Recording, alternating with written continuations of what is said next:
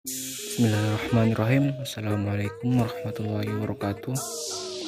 Eh, Pada kesempatan kali ini saya Muhammad Ziaul Haq, mahasiswa Teknik Informatika Universitas Trisakti.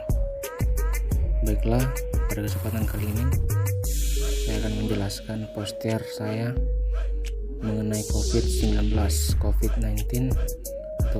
atau novel virus corona. Baiklah, langsung saja pada poster saya. Ya, di sini saya buat dalam bentuk PNG. Virus corona, ayo lawan COVID-19. Sini saya mengajak teman-teman sekalian atau siapapun yang menonton video ini, mari sama-sama kita melawan COVID-19. Karena inilah salah satu virus yang dapat menyebabkan penyakit yang sangat berbahaya, penyakit yang menular satu sama lain. Satu orang tertular, maka orang lain akan tertular, orang-orang di sekitarnya akan tertular. Di sini yang saya pasang di poster saya yakni mengenai gejala dan cara pencegahan. Pertama, cara pencegahan. Poin pertama yang saya pasang di sini, gunakan masker jika hendak keluar rumah. Anjuran untuk memakai masker sangat lama dianjurkan oleh pemerintah. Karena kenapa? Orang yang sakit dan orang yang tidak sakit sekarang sudah wajib menggunakan masker agar dapat meminimalisir tertular dari virus corona. Dan masker yang dapat digunakan yakni bisa menggunakan masker kain maupun masker bedah. Untuk masker kain dianjurkan setelah memakai agar dicuci. Untuk masker bedah maksimal 4 jam pemakaian sudah harus dilepas atau dibuang.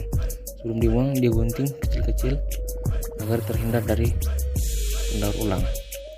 Kedua, tutup hidung dan mulut saat bersin dan batuk.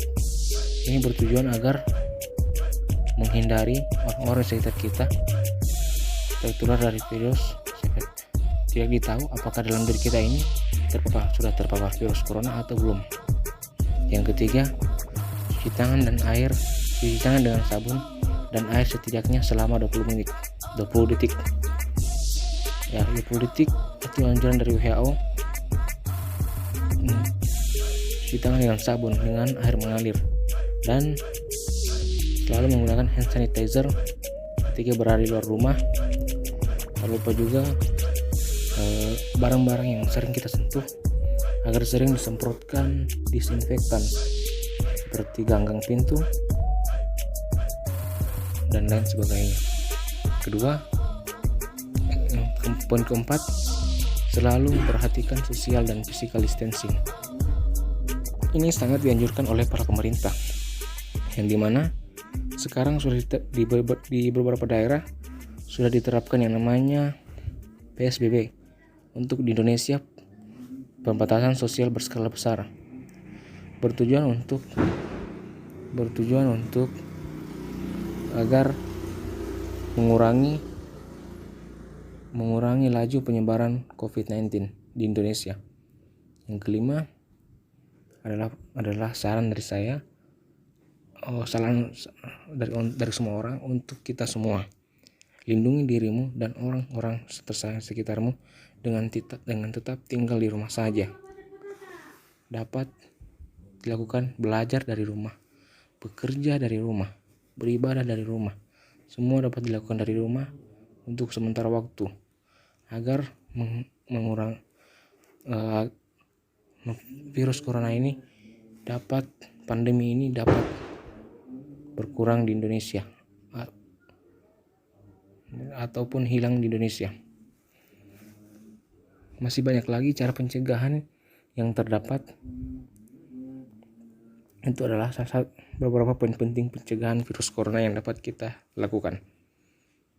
Kemudian gejala yang dialami ketika mengalami gejala ini, agar segera memeriksakan diri ke rumah sakit atau pelayanan kesehatan terdekat. Yang pertama itu gejala demam. Demam di atas 37-38 derajat Celcius dapat dikategorikan sebagai bersertaan dengan batuk dan pilek, dapat dikategorikan sebagai orang dalam pemantauan. Kemudian gangguan pernafasan, letih dan lesu. Semua ini dapat dikategorikan masuk dalam orang dalam pemantauan, apalagi ketika ia pernah melakukan perjalanan jauh. Semua ini setelah mengalami semua gejala ini, agar segera memeriksakan diri ke rumah sakit terdekat atau pelayanan kesehatan terdekat.